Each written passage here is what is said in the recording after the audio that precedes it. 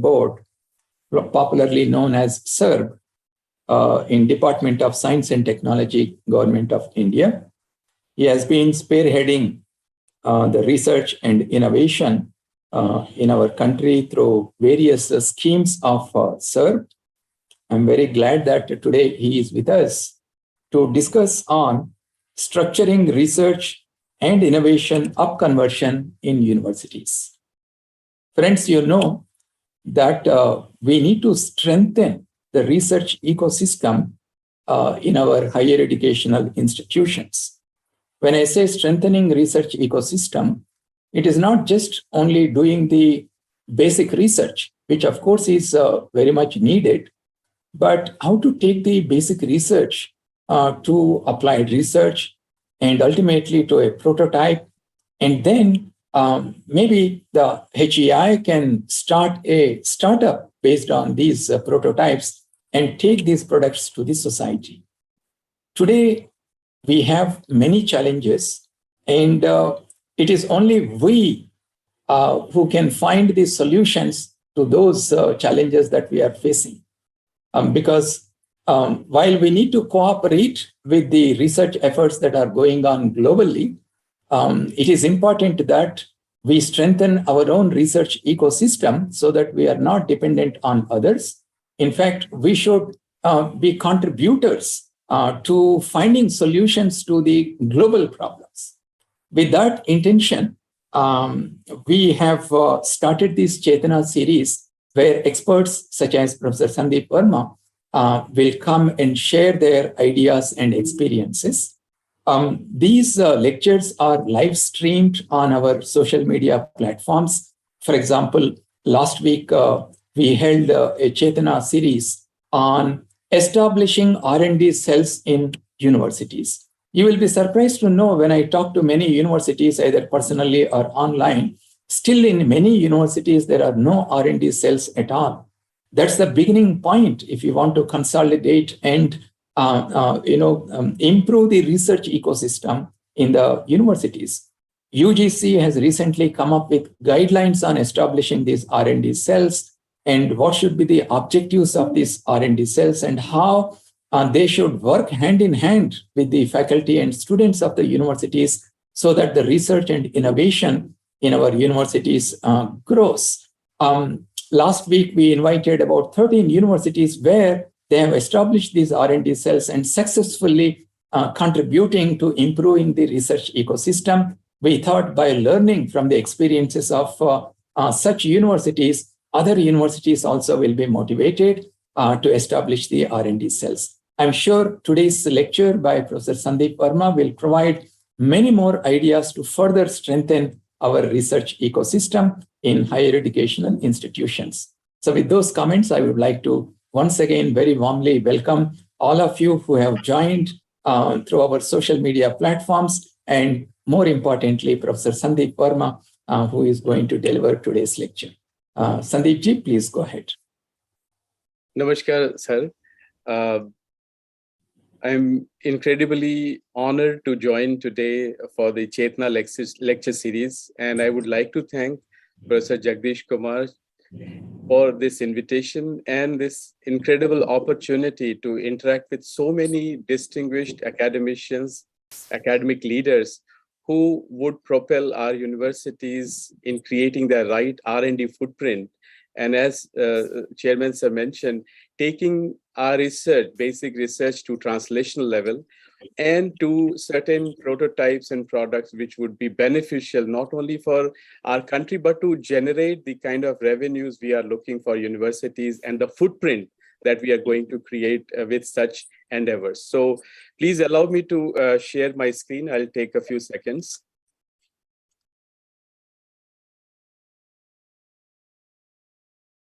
Please let me know if you are able to see my screen. Yes, Sandeep ji, it is visible. Thank you. So as it was mentioned, I'm going to talk about how to structure research and innovation and how to upconvert the existing research and innovation structures in universities so that they can become more dynamic, more influential, and at the end of the day, they benefit not only students and faculty, but bring value to the system that we are working, the educational system we are working. So I will start with a few impressions that I have in mind, where we have been looking at dramatic changes in the academic landscape, where we are not only looking at face-to-face teaching in classes, but we are also looking at online classes. We are looking at flipped classrooms, the tutorials which are being taken by our faculty members for students. So the shape and the face of education is changing very rapidly given the pandemic situation. And I also believe that with this backdrop and the kind of missions that we have in India at the moment, and also at the global level, it would be imperative at some point of time that we totally strengthen the research and innovation platforms in our universities to become more relevant, to become contributor to knowledge generation, to become a contributor to our economy, eventually leading us towards a situation where our universities would compete with other higher educational institutions such as IITs in creating the right kind of solutions for the society. So from my standpoint as an educator for last 25 years at IIT Kanpur, and now my current role as Secretary SERB, the way I look at university, and it is not sort of hidden to most of us because we are in the system, is to create the right kind of footprint and leadership in higher education, research and innovation. So universities, in my opinion, are not going to be limited only to education, where we give out useful degrees, we train students, we create knowledge systems for them, but we also have to inculcate their mind, or fire their mind towards research and innovation. And that has to go hand in hand with our total commitment towards society, environment, and economy. So if you look at the holistic picture, where we are going to create the nexus of education, research, and innovation, contributing towards the well-being of the society as well as ease of living in society, it would require quite a bit of effort on our side to create such kind of situation. So what it would require is a very solid knowledge base. And I have no hesitation in sharing with all of you. I mean, of course, I am also a product of a university system, having graduated from Banaras University, where I did get the the best education possible. But now time has come that this solid knowledge base that is imparted in our universities has to bring out the right kind of science, technology, and innovation solutions for the society.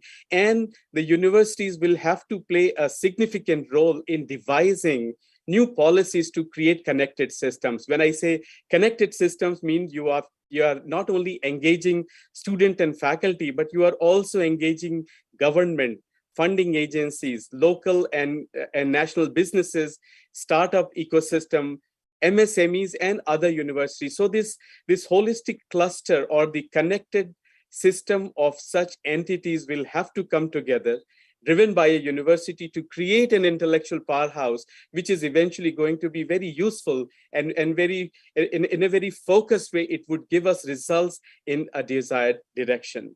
So looking at that role, we have to strive for the right kind of leadership, which not only gives us the right kind of teaching or academic culture, but it creates what I would call as teaching and research balance. And that is imperative, that is extremely important at this moment when we are looking at the sort of upheaval in university system, our desire to bring in new university, desire to bring changes in our academic pattern, which is well driven by the national education policy, so that not only we take these policies into account, not only we have set goals in front of our eyes, but we would have to really optimize the resources that are being provided by various agencies to create the right kind of R&D infrastructure to drive a university from purely teaching university to a research university-like system. Because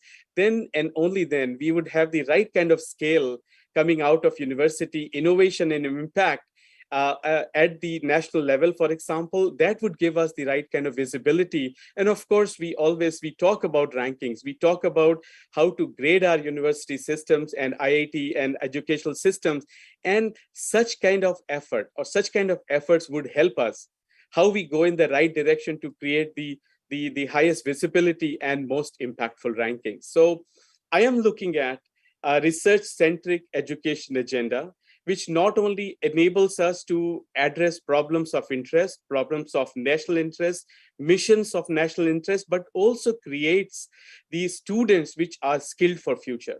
So when you look at research capabilities and we teach our student in a research-centric education agenda, our students become skilled for future, their careers are secured, and they become a member of society, member of research and teaching community, which are going to substantially contribute to our growth in the foreseeable future. And for this, not only what we require is a good set of students, faculty, but we also are looking at alternate avenues to strengthen our academic system.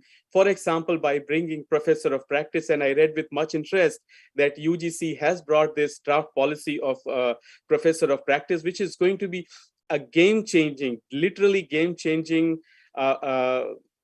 intervention when we look at the right kind of leadership, right kind of interventions being brought in our university system. And of course, we are not, I mean, it doesn't escape our attention that we can also look at joint appointments.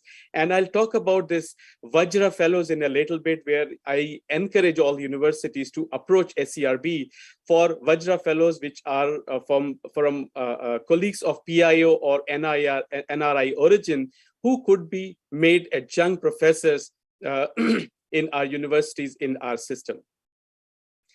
I'm going to start with some dramatic data that is going to set the tone of my lecture, where I would like to articulate what is on my mind when I talk about converting research and innovation in our university. So this is a data for last 5 years, if you will, looking at universities, only universities under UGC, and the kind of money that has been distributed for the last 5 years to close to 480 universities in 32 states. And the map is right here.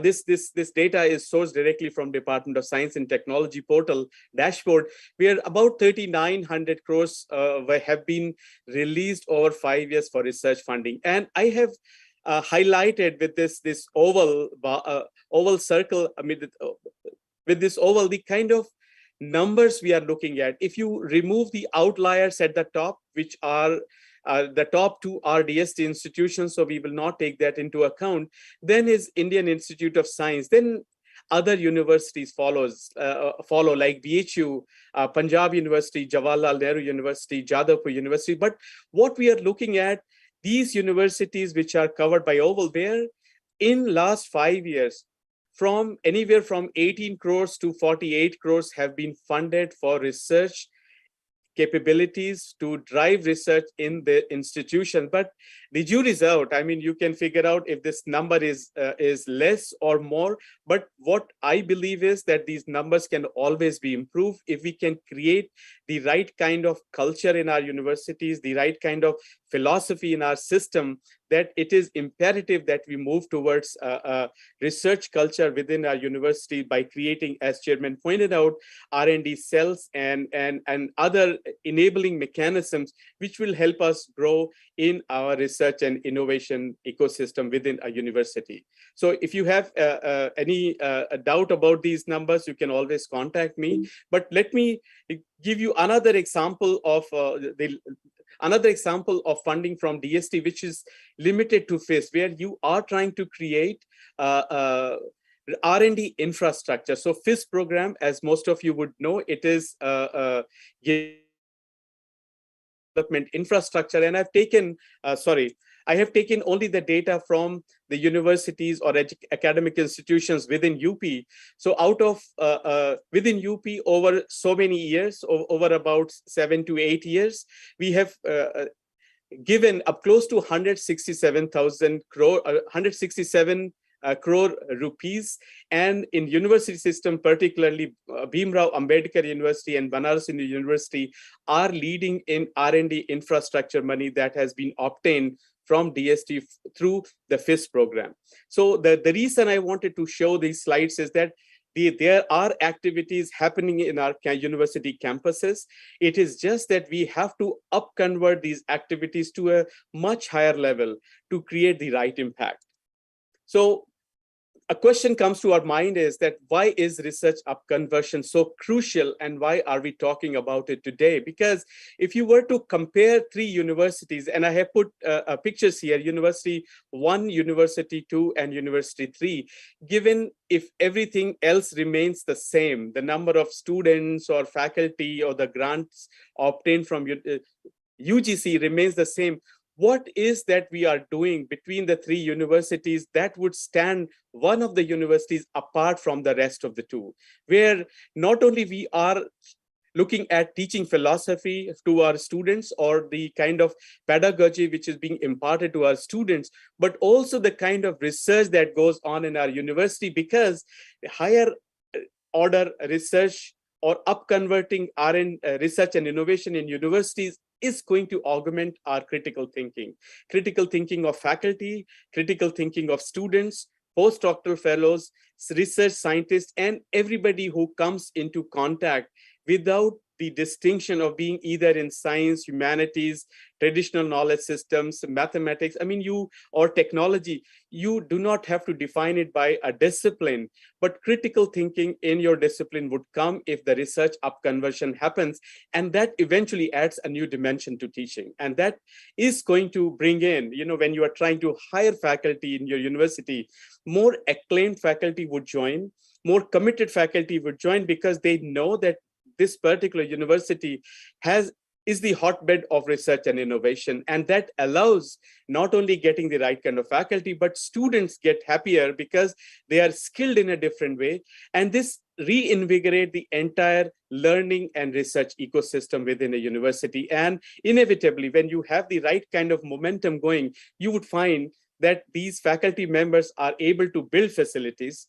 They are able to bring more resources to create the right kind of infrastructure, so that over a period of time, the ecosystem grows, the impact grows, and the motivation to do much better in every sphere of academic landscape. You take teaching, you take research, you take innovation, all of them put together shifts towards becoming more like a research university for a higher order experiential learning. And what I have shown here is that this particular exercise or this particular experiment has already been done for the first time by Johns Hopkins University in the United States in the year 1876. Because if you read the history, what it was mentioned was that they took the example of Oxbridge, the Oxford and Cambridge universities, which were very good at teaching in those days, and certain research and certain universities which were good at research. But Johns Hopkins, for the first time, brought together experiential learning, where teaching and research were to be given equal importance, and they were to given equal importance not only to train people, but also to come out with products and prototypes that is going to be beneficial for the society and for the country. And that revolution created the right kind of academic ecosystem in the US. And nowadays, even there is a classification, some of you would know, or most of you would know rather, the Carnegie classification that has been used by American Council for Education to assess higher educational institutions in the United States, where they go through colleges, they go through technical schools, liberal arts colleges, regional colleges, and a plethora of universities to give them a scale where they fix these universities or colleges or technical schools. And in their system, in Carnegie classification system, the R1 scale is given to most research intensive higher educational institutions. So it is really a matter of a significance for these universities when they enter this particular scale, because it is on the basis, or the selection is on the basis of existing or added doctoral programs, and the threshold of total research expenditure, the kind of money that has been brought in from government sources, by sponsored research, alumni, from industry, and what is the number of full-time researchers per capita money which is brought in. And there are multiple other parameters, but essentially what it means is that this scaling allows the American Council of Education to set a bar for research institutions or research universities. And at the moment, there are about 137 R1 classified universities in the United States. And this data is taken from American Council of Education 2021. So a question comes to our mind when we look at the role of universities, the kind of money universities have secured so far, and what is going on around the world, that how can we achieve a conversion in research and innovation in Indian universities? So the first thing that we have to worry about is that, are we creating the right kind of research learning environment? Because in my opinion, it is not just important to have 4 or 5 iconic professors who are doing extremely well in research, and they create their laboratory, which is world-class. They are renowned all over the world for their research and research impact. But the idea is, are we creating a system and environment where everybody can thrive, prosper, and they become better by having the right kind of research learning environment? So we are talking about, or I am trying to push forward, a curriculum for affordable, if you would, affordable in parentheses, curriculum for research or curriculum for affordable research, given the constraints, given the economic constraints in our universities, the kind of money you would need to create the kind of world-class infrastructure. But is it possible to at least have a curriculum which is concept and research driven? So we should get away with our academic curriculum that has been existing in our departments, in our schools, in our universities for a while, but can we have an upheaval in our academic curriculum which is more focused towards research? So you teach concepts, we teach concepts, and we also teach academics which is research driven, which is community centric, which is nation centric, which is mission centric. When we look at major national missions, which would require the right kind of trained human resources in forthcoming years or in forthcoming decades, as we climb our march towards more impactful global leader in science, technology, and innovation. And of course, not just science, technology, and innovation, march towards being a knowledge leader, a Vishwa Guru at the global scale. So what we would like to do at this moment in curriculum is try to provide multidisciplinary options. And I have read NEP 2020, been part of several discussions organized by INA under the chairpersonship of Professor Dr. Kasturi Rangan. But what I find very remarkable is that it has been spelled out very clearly that how multidisciplinarity, giving more flexibility to our academic curriculum, would bring us the right kind of flavor,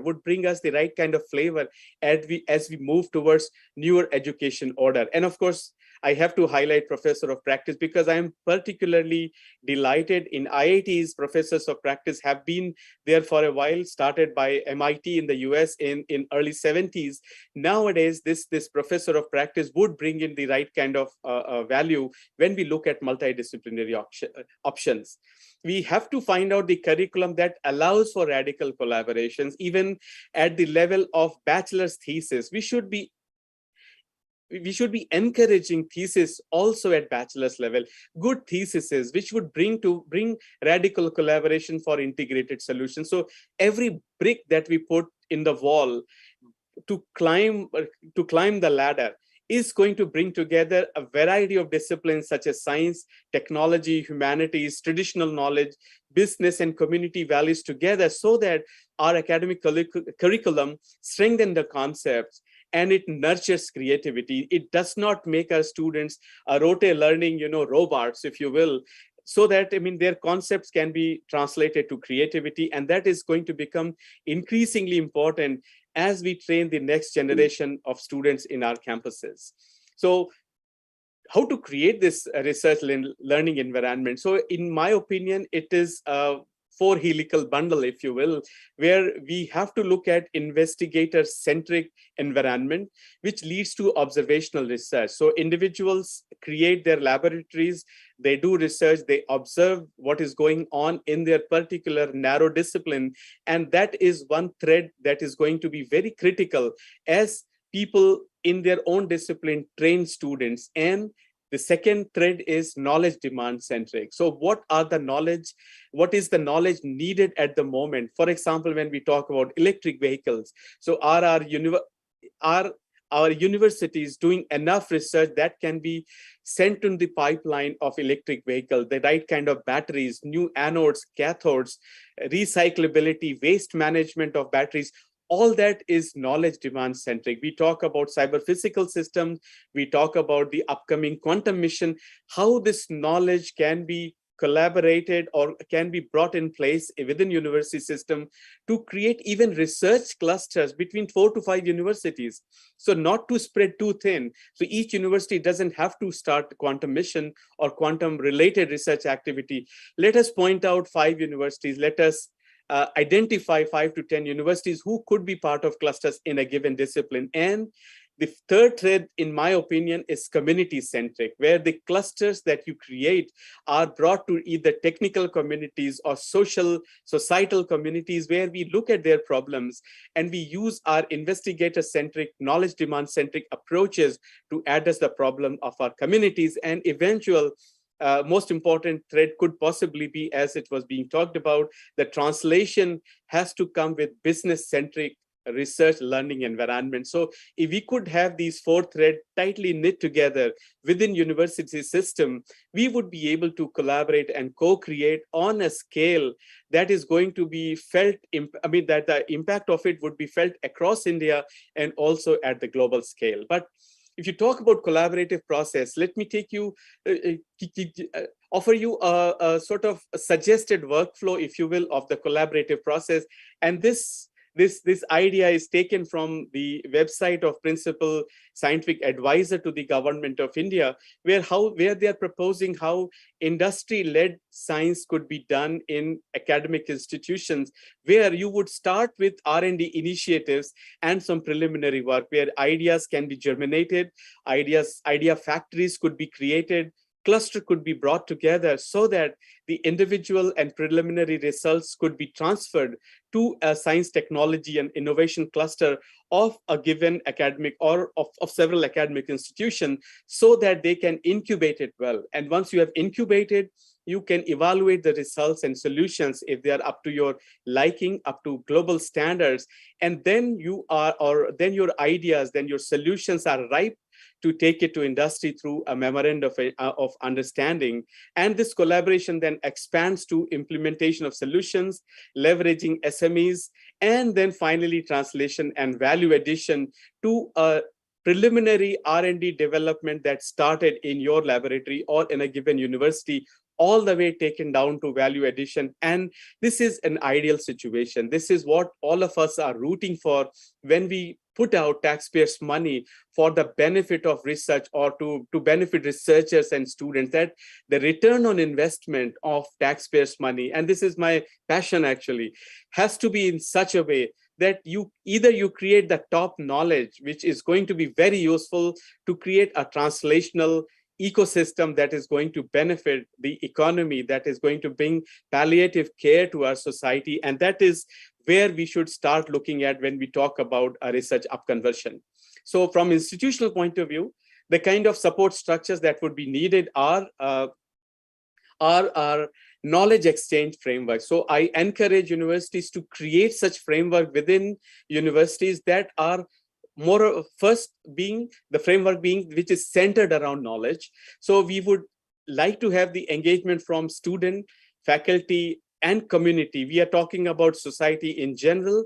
We are talking about business communities in a given city, in a given region, or in a given state, for example, and working very closely with alumni. I know that at some point of time, we have to worry about how universities nurture their alumni database and how they use how they use the knowledge of their alumni, their willingness to give back to their university, the system, and that would be helpful to create the right kind of knowledge clusters. And when we look at knowledge exchange frameworks within institutions, we are going to create the right set of skills. We are going to inculcate the right mood for enterprise and entrepreneurship. That is going to be critical as we move toward the research exchange frameworks, where we are going to create collaborations, we are going to create partnerships with industry, with businesses, with startups and MSMEs. And this has happened. What I am proposing is not something that is unknown, that has not been seen in institutions. But what I want to portray here is that most of our university system should now start gearing for such kind of research exchange frameworks, where they are going to be the drivers of growth at the local level, at the national level, and that would aid or catalyze economic regeneration. And of course, a framework of impact acceleration. So if a research is being done in a university, in a college, state or central university, whichever way, could there be a gamification of success that has been brought by a university or by a single individual, a single investigator? So could there be a reward system that would gamify the efforts of our faculty community, where they are not only teaching like everybody else, but they are also spending time in reading up new material, creating new ideas, creating new knowledge, creating new research developments. And this gamification is extremely important, in my opinion, as we try to motivate our colleagues towards better research. So in addition to research and innovation, I would like to add a phrase which is responsible research. We are looking at research which is society-centric. So when you are trying to discover an idea, if you want to evolve an idea to a next level, we are not only looking at discovering things because we want to do research, but certain amount or certain percentage should be reflected in our impact that we bring to society-centric objectives and strategies. So discovery should be aligned. 50% could be aligned to blue sky research, no problem with that, right? But 50% or say less than 50% should be aligned critically to society-centric objectives, so that there are actionable items that could be translated. And we can also look at responsible research in a fashion that we should have the concern for the environment, concern for society, with a deep understanding of ethics, ethics and honesty and integrity that entails research and innovation. We are not trying to copy somebody's work, or not trying to put research in open domain which has been lifted from one place or the other. And that responsibility in research has to be inculcated while we are trying to upconvert our research ecosystem in universities. And of course, once we do all these things, we are going to look at innovation as foundation for the growth capacity of university and a variety of connected systems. So one thing I would like to point out here is this example of innovation that we always say, even in IITs, that there is less money for research, but there is a word that has been, or phrase that has come up, which is frugal innovation. And nothing more I like when we look at how to do more with less than this particular example of Jaipur food, right? It is a classic example and a world-known example of a research of a product that has come out from adversity to opportunity, that has created an impact which of frugal innovation with less amount of money, with a product which costs less, yet it does the job which many products which are tenfold more expensive than Jaipur food are going to do. So frugal innovation, how to do more with less.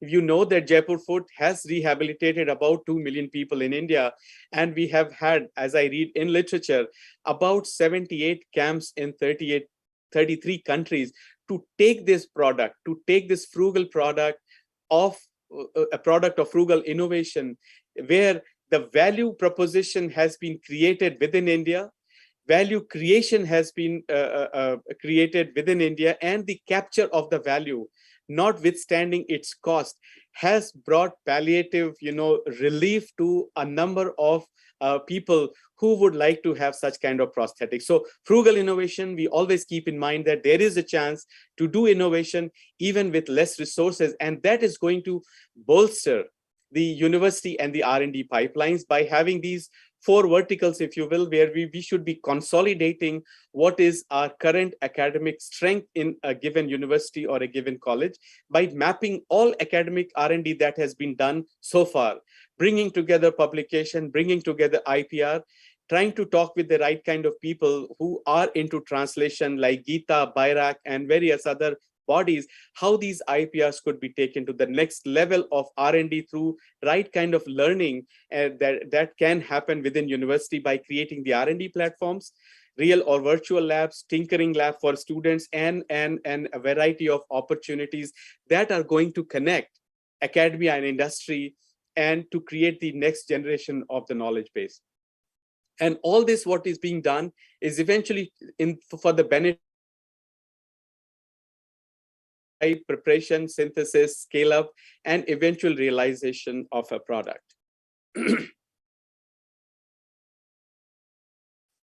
So when we talk about product, we are looking at, this picture basically shows you so many products that have come out from university research. If you talk about radio FM, lasers, global positioning, buckyballs, the algorithm for Google, magnetic resonance, insulin, you go around. I mean, there are so many products that have come out from university research. So what it means is that we should not be limiting our ideas and objectives within the confines of university, that, these products will seldom come out, and that should not be a deterrent for us to do the right research. Even, I'm not sure you're able to see, there is a double helical DNA there, which has come out of an academic institution, and it revolutionized what we talk about bioeconomy at the moment, right? Billions and trillions of dollars of bioeconomy, drugs, discovery, and diagnostic came out of simple discovery of double helical DNA. So let us be prepared from our research that something very useful may come out after a period of time. So sorry about that. So what essentially I'm looking at when I show you the product and that have come to the market is that there are benefits of research and development excellence because of its monetization. So not only it creates trained personnel, research entities, cutting edge R&D centers, but we go for consultancy in terms of these high-end researchers in universities, and it also generates revenue for the universities. When you look at consultancy, when these industries, because of your reputation, bring their products to or bring their problems to your campuses, that allows in close synchronization for any technology that you develop for transfer, licensing, and spin-off. So there is quite a number of benefits one can envisage in terms of research excellence and monetization of research. And this particular slide, before I talk a bit about other things, tells us, I mean, it has been taken from Professor V. Ram Gopal Rao's tweet, and it is a very interesting picture. I wanted to show you to emphasize how our universities and universities abroad are differing in terms of their university incomes, when they get money, when they spend money, how they raise money. For example, the top bracket is for IISc Bangalore and couple of IITs, where you find, especially for IISc Bangalore, that close to 70% of the revenue of the university is generated from government subsidies and grants. This deep blue color, bar is coming from university government subsidies and grants. About 1% comes from tuition fees. About 1% only comes from tuition fee, and rest of it, I would like to also you to pay attention to this gray bar, which is the sponsored research and research income when you talk about research up conversion. So 70% from government subsidies and about 15% from sponsored research. You compare it with the last university here, which is MIT, right? Only 10%, or if you take Caltech, only 6% is coming from tuition fees. Almost nothing comes from government subsidies and grants. And most of the revenue that they generate, 53% or 7% is from sponsored research and research incomes and overheads that come with the sponsored research money. And they also look at the endowment and the investment that they have made through products. So if a product sells, if an idea sells from a university, say in US, for example, Caltech or MIT, the investment on the ROI on research brings close to 22% of investment, which is about 7% for IISc Bangalore. So this chart is very telling in terms of our emphasis, in terms of our dependency on subsidies and grants, and the way we have been functioning perhaps will be passé. It will be a thing of past when we look forward to competing with world universities, where we have to look at alternate revenue generation sources, as well as research or incomes that can sustain our universities. So now the question is that how we secure funding for research and innovation, and this is where my other hat that we don that I put on as somebody leading science and engineering research board comes into picture. And as you all know, SERB is at the moment the finest organization at the moment, which is bringing the right kind of bringing the right kind of R&D funding, grassroots funding, if you will, to our researchers across universities. Because if you look at facilitation of R&D and innovation in a given institution where you have researchers, where you have intention to innovate, you cannot do without a funding source. So I have highlighted, there are many funding sources, we won't worry about it, but I have highlighted SERB and DST, which is part of what I do. And these funding sources have been really impactful in catalyzing R&D, in catalyzing and bringing together startups and industry with our programs. And I'm going to narrate a few programs for the leadership of universities and colleges, so that you can sensitize your own faculty to look at our websites, our portals more closely, because we are the ones who are going to fund your good ideas, fund your best ideas, and bring together a revolution that is so very necessary for our country. So a little bit about SERB. So we are a statutory body under the Department of Science and Technology. We were made through an act of parliament in 2008. And you'd be very happy and proud to know that at the moment, we have close to 175,000 investigators who are registered on SERB online database, because they are our stakeholders and they make use of our versatile online project management system. Everything that we do is online, and the idea being to bring the right synergy. SERB tries or strives to bring the right synergy between academic institution, R&D, laboratories, and industry through multiple programs that I'm going to touch upon. And most importantly, something what we call as scientific social responsibility. So every project, ladies and gentlemen, that you get from SERB brings you money for scientific social responsibility, where we expect our faculty members, expect our investigators to go out in the field, to go out in the society, to make the doors open of your laboratory to society, to bring them inside your lab and show them what you are doing.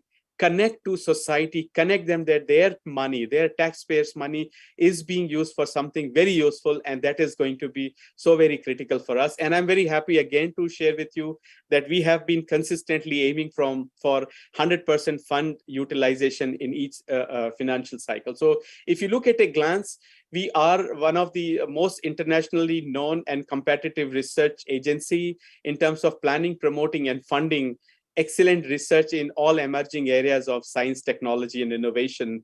And we are agnostic towards, universities, institutions, state universities. So everybody is welcome to apply for projects in their own idea or with their own idea or in their own discipline. And we also do what is called as top-down research, where we give out, challenges and we create high-end infrastructure. For example, we have created cryo-electron microscopy facilities across India. We have biosafety level facilities creation that has happened through SERB, and several centers for antibody engineering or energy transformation has happened through SERB. So the bottom line is, the bringing synergy in research and innovation, and bringing the right kind of motivation for international collaborative projects. So if you look at the workflow, as I just mentioned, we have a large number of researchers with us, with close to 158,000 proposals handled by us in last 8 years or so. So 158,000 proposals, where each proposal gets due diligence in terms of its evaluation, assessment, and funding, and to ensure that the workflow becomes even smoother and we do not run into problems of plagiarism and multiple problems of duplication of project. We have created something very unique, which is called as SQUID, which is SERB Qualified Unique Identity Document, which each researcher gets a SQUID number from SERB. So we track their research progress, we track their funding, we track their activities over a period of time, including the number of papers they have produced, patents they have, so that the real-time tracking can be done and we can populate our dashboards accordingly. This slide is a little busy, and I apologize for that, but I wanted to show everything in one place in terms of our 4 verticals, basically, if you will, working on research grants, fellowships, empowerment of skill and skill and development, and translation. So multiple programs are available. I'll just highlight a few which are shown at the top. For example, we give out what is called as SERB Supra project, which is scientific and useful profound research and enhancement, research advancement, where we look at really unique cutting edge projects which have disruptive nature. So it's not your a run-of-the-mill project. You have to propose something with the wow factor. The approach should be such that the evaluator should say that, oh, it cannot happen. You cannot possibly proposing this because this is so difficult and complex. This is Supra. So if you have something, while you do your bread and butter research, you could apply for Supra with your excellent idea. We also put pat on the back by Science and Technology Award for research for our researchers which are younger, lower than the age of 50. Between the age of 40 and 50, when they have established, we offer them SERB star. So please read this and figure out the eligibility condition. For female researchers, we specially have created SERB Power, which is promoting opportunities for women in exploratory research. We have Imprint, where we have partnered with Ministry of Education. We have SIRE for international programs, and Tetra, which is SERB Technology Translation Award. So if you have gotten a patent from SERB project, we will give you unstructured money to create a prototype, or even to take it to the next level of translation by starting your own little startup or platform where you can develop your idea further. Whole lot of projects or a whole lot of schemes are there. I encourage all of you to look at it as you strengthen the research and innovation in your own institution. One which I had alluded to in the beginning, that we offer what is called as the Vajra Fellowships, and this is open for NRIs, OCIs, and foreign faculty. We offer them Vajra Fellowships so that they can come to your institution, to your campuses for high quality collaborative research. So not only they are given fellowship to come to institutions, but we strengthen the hand of the Indian host by giving them research money, by allowing their students and postdoctoral fellows to go to the foreign laboratory of Vajra Fellow, fully paid by SERB. Even the host professor gets a chance to go to foreign, to the Vajra faculty or Vajra fellows laboratory to germinate more ideas. So everything is taken care of by SERB. And we encourage Vajra fellows to become adjunct professor in your university. In fact, that is one of the key criteria when you nominate somebody, that you should be willing to make them adjunct professor in your university and in your institution or college, right? So they can participate in startup, they can jointly guide PhD student, and of course, as I mentioned, reverse mobility for Indian hosts and students and postdoctoral fellows is also possible under this scheme. SERB Power, because of the disparity that we had observed in funding cycles, we created the SERB Power scheme, and you'll be very happy to know that it is extremely popular scheme at the moment. In the last cycle, we received project from close to 3,500 investigators. So I think my time is running out. I'll quickly go ahead further. I already talked about TETRA, which is Tech Translation Award. So you please have a look at our portal. SERB Star, as I mentioned, for people or for investigator between 40 to 50 years in all disciplines of science and engineering. SERB SIRE, this is a unique program. If you have done PhD in India and haven't had a chance to visit a world-renowned lab, you would be the right candidate for SIRE. So under 40, you should have done PhD within India. Those colleagues having regular positions would be supported by SIRE fellowship to work in foreign laboratories. And finally, before I close, Chairman Sir was our guest when we launched this particular program, SERB Sure, which is State University Research Excellence Program, where we have set aside considerable sum of money to create competitive research ecosystem in our state universities and colleges, which is going to be on CRG format, 30 lakhs for 3 years with a 2-stage screening and evaluation process. Finally, the democratization of science. If you want to know what SERB is doing, what kind of research is being done and what has been supported in the past, I encourage you to look at PRISM, a website. Anything that has been funded for last 10 years, any equipment, any capital equipment that has been created in any university is visible through PRISM Online. So you can approach those investigators and get it, done, or get your research or your problems done with the help of that kind of capital equipment that has been created in the vicinity of your college. So final slide, to summarize, we are touching on grant. We give out grants in science engineering. Quantitative social science is also a program with us. Our programs are future ready. We are creating the right kind of human resource with gender parity, inclusiveness, and equity. And of course, a lot of programs with interministerial and academic connect.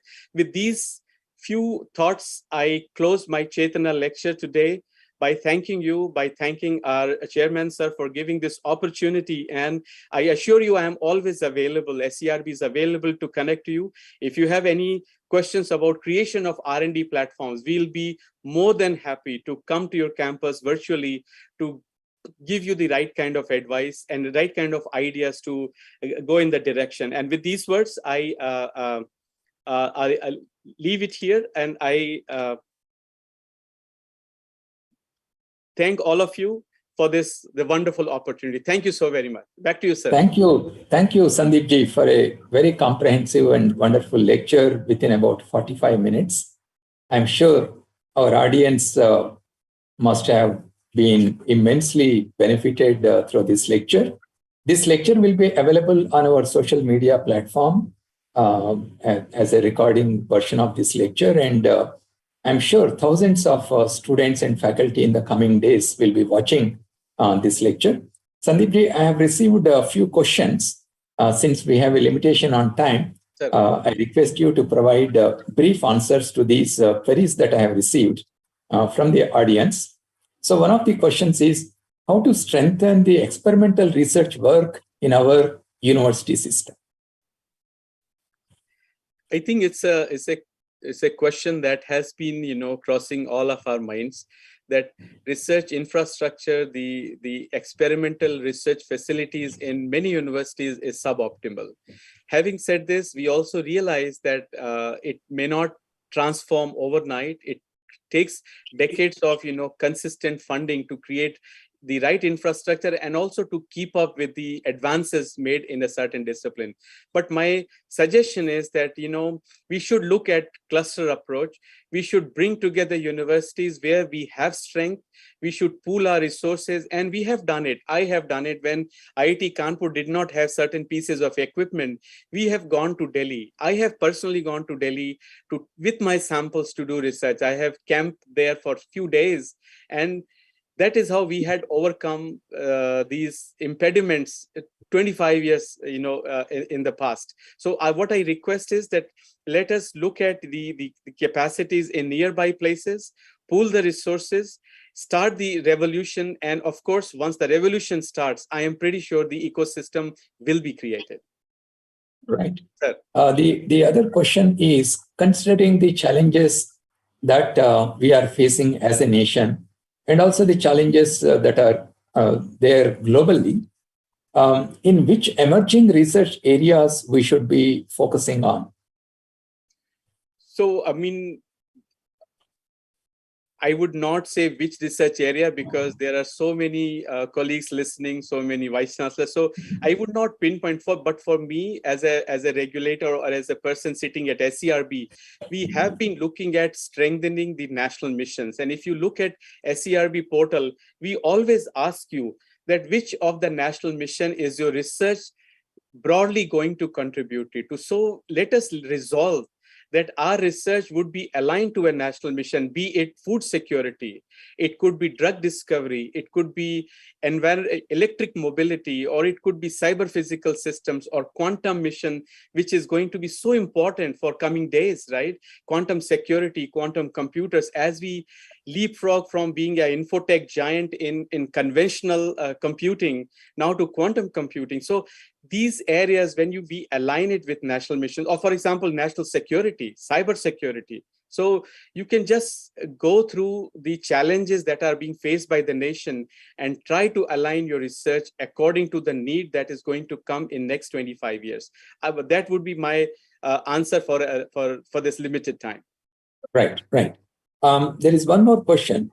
The quality of research publications is a cause of concern. What can be done to promote good quality publications?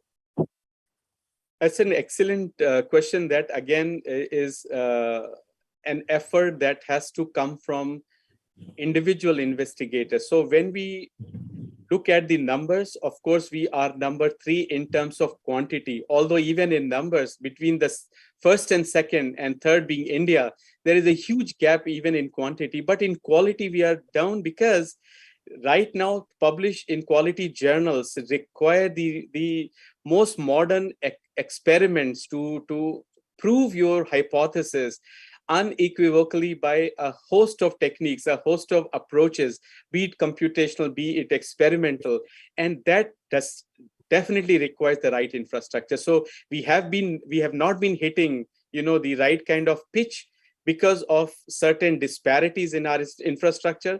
Many institutions, we say IAC or other institutions who are well funded, they are now publishing excellent in good journals in Nature, Science. I mean, what you would consider a top journal. But let us wait. Let the revolution begin. Let the scientific community get the right kind of support, financial support to create these facilities. I am very positive looking at the trends I have seen for last 3.5 years at SERB.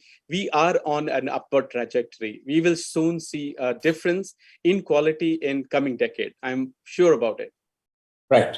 So the other question is from a college. My college does not have funds to file my patent.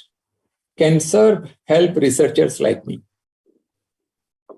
So SERB at the moment does not have a program exclusively to provide money for patent by an investigator. But having said this, if you have a SERB project, you could always approach us that there is no, or use that money from contingency, for example, or you can approach us for extra money in contingency in case your proposal for patent is being seriously considered by BCIL or such agency which is going to file patent for you. So there are possibilities, not direct funding of a patent, but within the scope of a project, certainly it should be possible. Right. This is a question from one of our UGC officers. Don't you think there should be a better coordination between UGC and SERB for efficient information dissemination about the research schemes of SERB?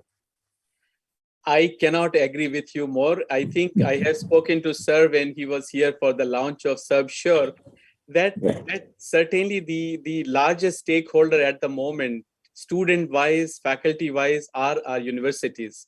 So it is imperative that there has to be at least one meeting every month, if not more, where we can bring out to you what are the proposed programs that we have, the kind of money distribution that is happening, the areas that are being populated. So I am not averse to the idea. In fact, I totally welcome if chairman were to take an initiative. I'd be at UGC tomorrow and find out what we can do to. I mean, definitely, build the that's synergy. a very welcome thing. Sir. In fact, we will make one of our joint secretaries in charge for all such coordination with SERB, DST, Absolutely. And we will closely interact with you, because ultimately you are bringing out so many good schemes, and unless that information is disseminated to our research community in the universities and they are made aware about these things, the benefits will not flow to them. So we will work together. And Sandeep ji, once more on behalf of UGC, I would like to thank you for being with us and for giving such an excellent lecture. Thank you, Sandeep ji. Thank you, sir, for this wonderful opportunity. Namaskar to everyone. Good day.